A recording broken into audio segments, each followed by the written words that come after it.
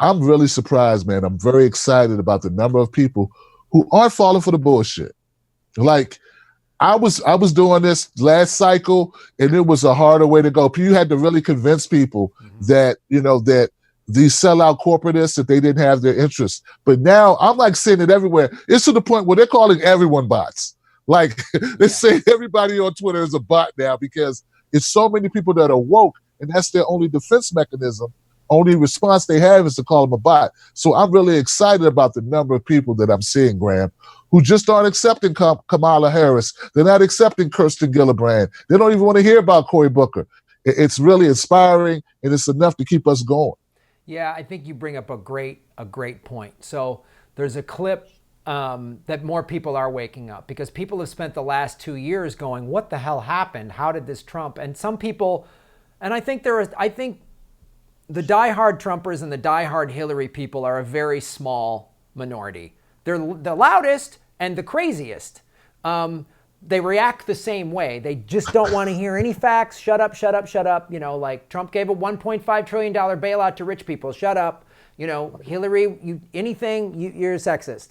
So, but more and more people are going, wait a minute, this ain't right. More and more people are realizing I got to wake up. I went through this to a certain extent of having to I got to wake up, man. I voted for Obama twice. I worked on his campaign, but then I saw what happened when I lost my house. I saw this campaign. I saw just the blatant lies and the cheating and, and I think you're right. So I did this, that clip from the last live Jimmy Dore show where he showed Joe Rogan basically just taking down that New York Times reporter Barry Weiss by just asking her simple questions, right?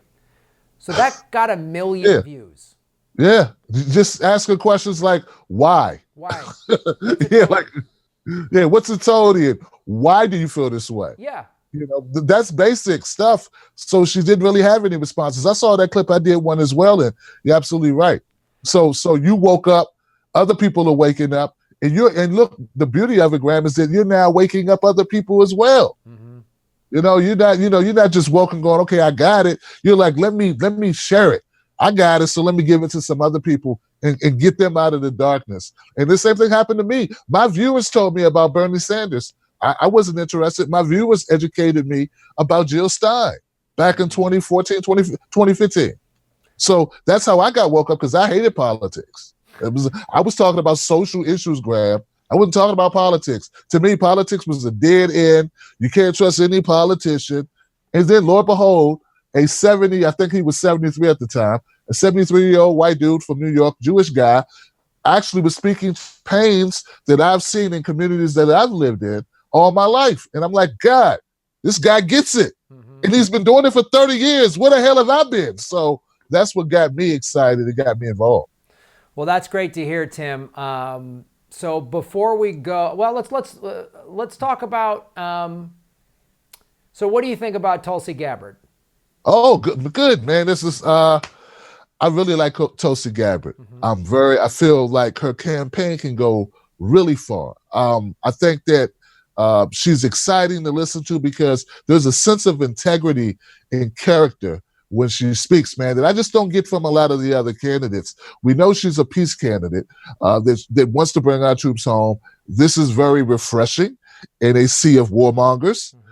So I'm very excited about that. I want to see her get a fair shake. What I'm seeing, though, Graham, is a lot of smear tactics. It's almost as if corporate media said, we saw what Bernie did. We ain't going to let Tulsi do the same thing. We're going to shut her down. We're not even going to let her get started. So that's the hill that we have to climb for Tulsi. Independent media like yourself, we have to give her a vehicle to get her message out. Right? It's interesting because I did a video a couple months ago, and I said a lot of the things about her that I like, and then I pointed out there's a thing on her website about how she wants to deal with terrorism, and it just seemed a little vague to me. And I just asked the question, is she gonna? Because I'm done just blindly following anybody. I'm not gonna do that. So I want to ask the question, and we all should. This is an important election. Is she gonna do like what Obama did? Say, I'm gonna pull everybody out of Iraq and Afghanistan, and then just do this never-ending drone strike special op war, And is she a little more hawkish than we think because she's ex-military? And that's a fair question to ask. And when I see the attacks she's getting from the corporate media and the war machine, I'm like, man, she must really be scaring them, because who's attacking her makes me want to support her more, because, you know, she's going to be bad for business in their eyes. I mean, when she did that interview in 2014 saying she was conflicted about torture, that I have some concerns about that, because I'm not down with torture at all. And again, us progressives should be asking these questions. We shouldn't just be blindly following it. But the way she's getting attacked makes me want to support her even more. Yeah, because they're not attacking her on any of the things that are substantive, like you just brought up. I mean, it's a valid question. I mean, that's one of the reasons why I don't support Kamala. It's because, you're a cop and you locked up a lot of people. I don't want to turn this into a police state. Who knows? You may turn back to the right where you've been sitting for the last 5 years, and you know, run the country like it is your own private prison. I don't want that. So look, I have no problems with people asking questions, but they're not asking her questions that I seem that are fair. They're saying, well, hey, you had this belief system when you were 25, and we don't want to hear what you have to say about changing or modifying or how you've evolved. And they just want to play in that field of, you know, and I think that's wrong. I mean, Hillary 10 years ago didn't believe in same-sex marriage. Hey man, and you look at Tulsi's voting record, that says to me more than anything. Even that video she put out, that was fine, but I was like, her voting record and the fact that the Human Rights Campaign gave her 100% approval, that tells me that was just, we're all victims of how we were raised.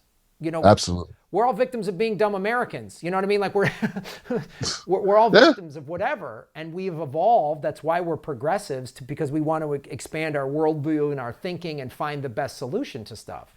You're right, man. And actually, I like your answer. I like your response to that better, because you're right. We are what we do. We're not what we say. Right. So when someone has a track record, that's part of what happened with Obama. He was a freshman senator. He was a community activist. There wasn't much to judge him on.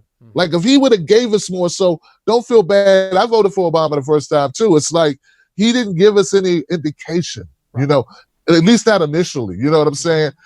So when we look at these candidates that actually have track records, well, damn it, we're gonna look into them and we're gonna examine and make sure what's coming out the mouth actually jives with what they've been actually doing for the last few years.